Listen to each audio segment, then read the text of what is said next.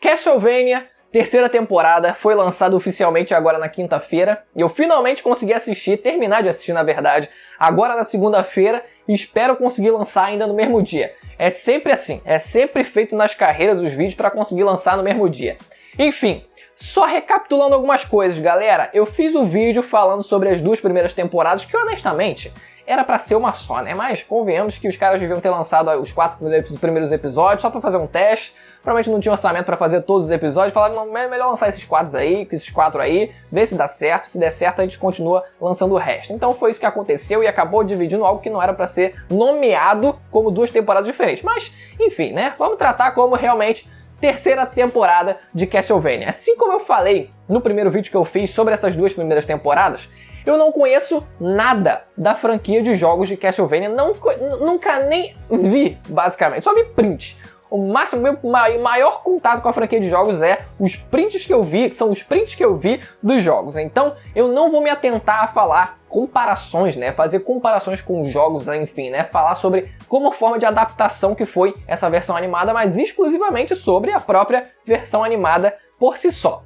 Então, beleza. Vou recapitulando algumas coisas aqui. Nas 2 primeiras temporadas, assim, muito por alto, o que a gente teve foi a morte do Drácula. É isso que a gente precisa saber aqui. Porque a morte do Drácula tem consequências diretas, e indiretas também, né? Nessa terceira temporada. Porque a morte dele, obviamente, ocasionou consequências no universo de Castlevania. E essa terceira temporada serve para mostrar essas consequências, não só no próprio mundo, no próprio universo de Castlevania mesmo, mas as consequências nos próprios personagens que tiveram envolvidos, né, pelo menos, ou no mínimo, indiretamente com o próprio Drácula, né? A maioria deles estiveram envolvidos diretamente, né? Pelo menos os principais. Então, eles estão tendo que se adequar a esse novo mundo, de certa forma, né, sem o Drácula, principalmente no caso o Alucard, né, que ele tá tendo que, de fato, se adequar agora, né, conseguir viver sem a presença do pai e sem a presença da família como um todo. Tá tendo que viver sozinho, mas a gente vai agora falar sobre um por um, basicamente. Não é nem um por um em específico, mas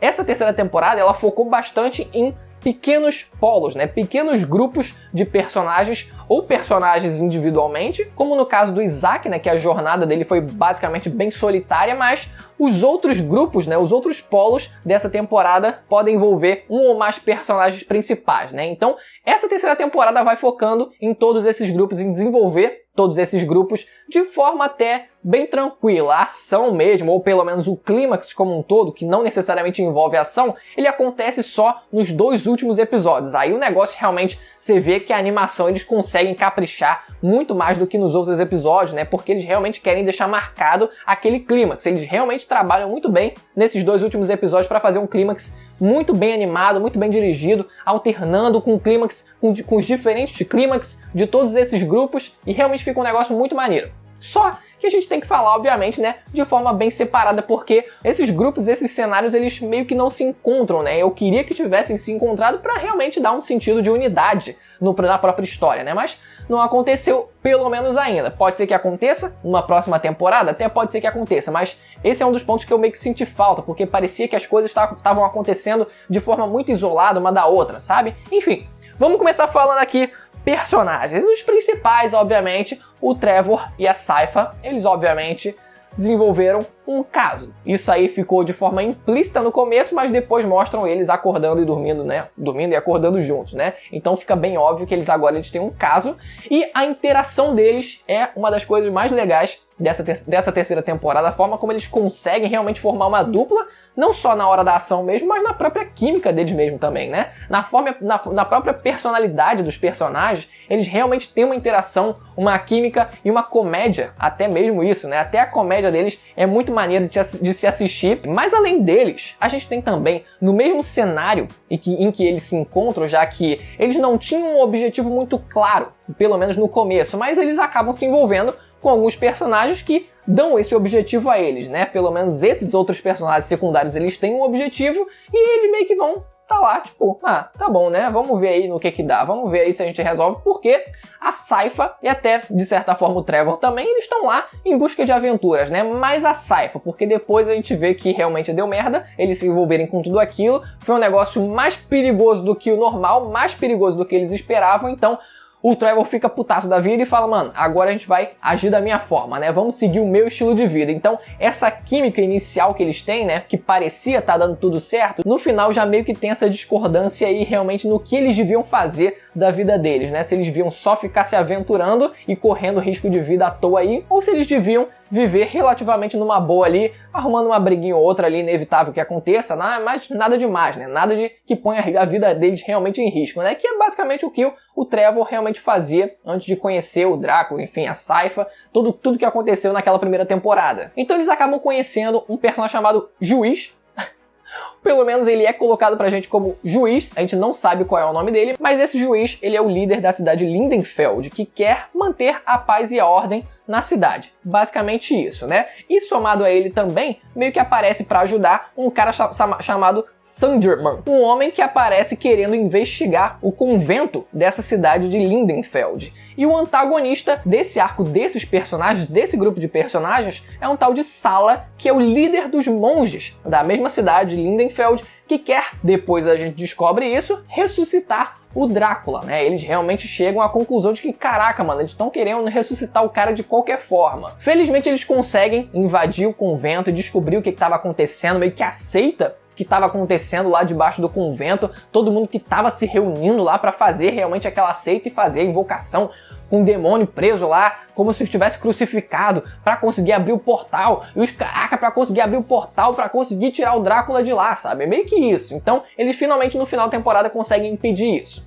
Agora, o segundo grupo de personagens é o do Conselho de Irmãs, que basicamente é composto de um grupo de 4 mulheres, e uma delas é a própria Carmilla, que a gente conhece das outras temporadas, né? E elas pretendem aproveitar esse momento de fragilidade daquele mundo para conseguir expandir os seus territórios e dominar realmente uma proporção de terra gigantesca que obviamente contenha um monte de seres humanos dentro, e assim elas consigam se aproveitar disso e beber o sangue que quiserem, né? Até que acabe os humanos ou até que não acabe os humanos, porque segundo elas, eles acabam fazendo filho sempre, a todo momento, então nunca vai acabar. Além dela, tem outras 2 personagens que não têm um papel tão fundamental assim, elas mais estão lá conversando no momento que elas têm que discutir o que vão fazer, etc. A primeira delas é a Morana, que serve como estrategista desse grupo, e depois a Striga, que serve como a militarista, né, que cuida da parte militar. E a última, agora sim, a última, que essa sim é que tem um plot mais interessante, que é a Lenore, que ela tem o papel de diplomata, e depois que elas conseguem sequestrar e aprisionar o Hector, que é o mestre da forja que aparece nas temporadas anteriores, elas querem que ele trabalhe para elas, fazendo um exército de demônios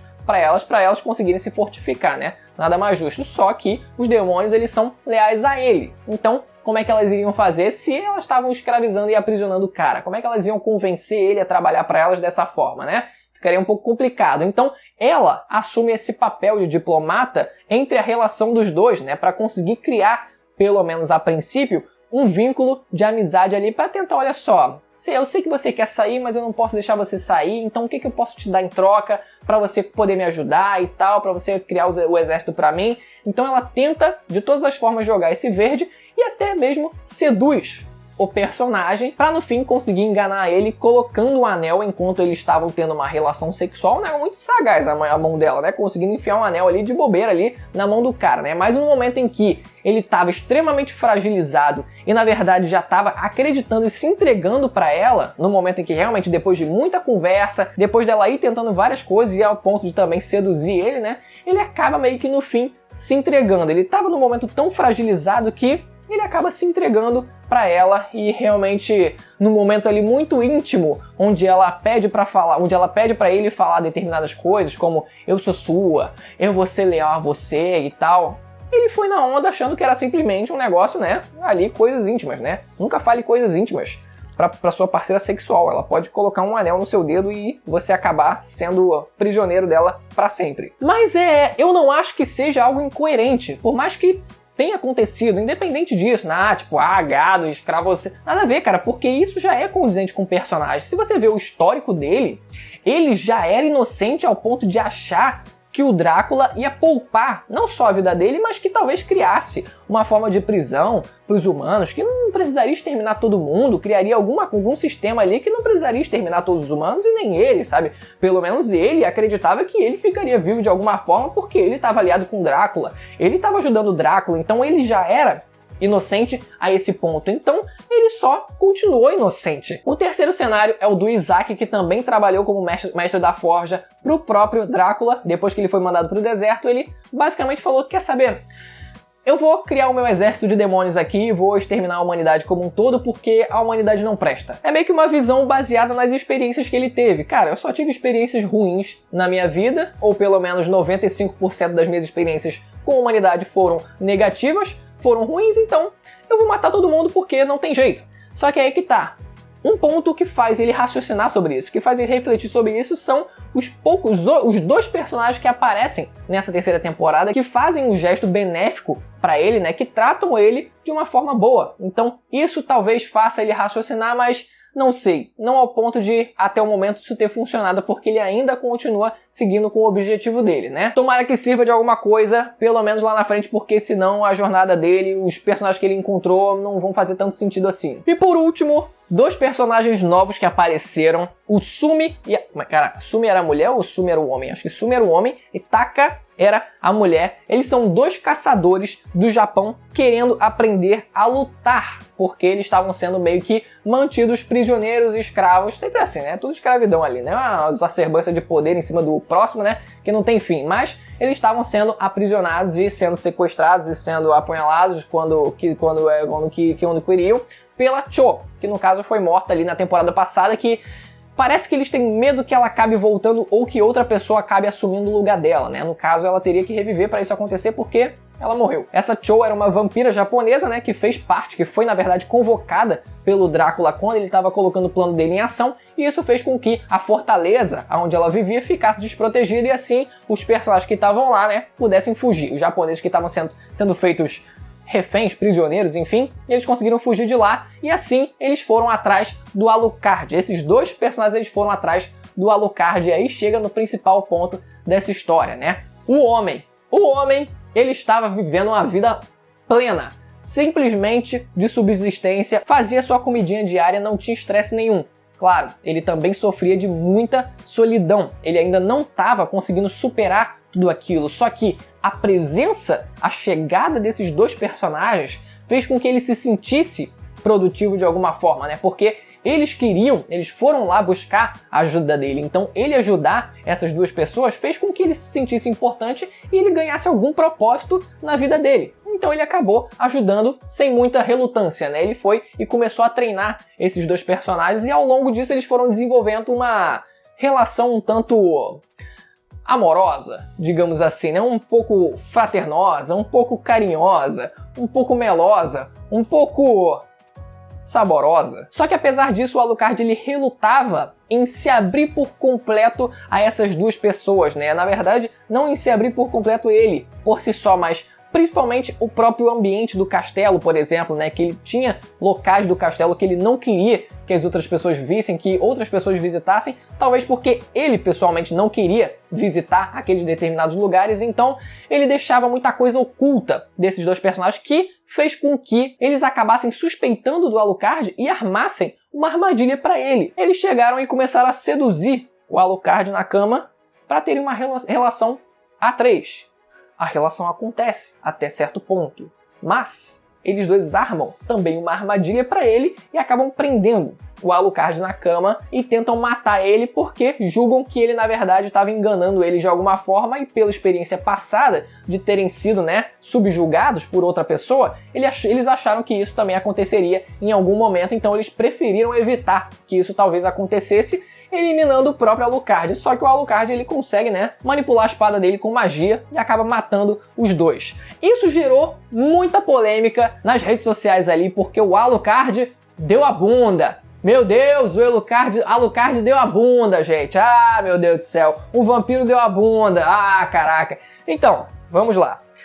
Dá pra fazer inúmeras reflexões aqui sobre vampiros, porque eles são uma metáfora pra libido e pra sexualidade e tal. Mano, daria pra fazer altas viagens. Só que eu vou deixar pra quem tem mais QI do que eu. Eu não sei fazer essas coisas, pra ser sincero, eu não sei viajar na maionese a esse ponto. Mas o que eu vou dizer é algo simples. Ele é uma criatura de quantos séculos, de quantos milênios será que ele vive? Eu não sei, mas é muito tempo. Então é natural que os caras acabem experimentando coisas, sabe? Tipo, você vê o pessoal coroa aí, mano, que vai experimentar uma piroquinha aí, o carinha, o coroa vai experimentar os 40, 50 anos, o cara que vive, sei lá, mano, não sei não, 1000 anos, 2000, não sei não quantos anos foi. O cara, uma hora ele vai experimentar, mano, ainda mais o Alucard, que já tinha, né, uma aparência meio afeminada também, né, então, né, não é querendo ser preconceituoso, usar o estereótipo e tal, na verdade é assim, né, usando o estereótipo dele de afeminado, mas aconteceu, era verdade. Pra mim isso não tem problema nenhum ter acontecido, faz sentido narrativamente falando, assim como o outro cara lá ter virado gado da mulher lá,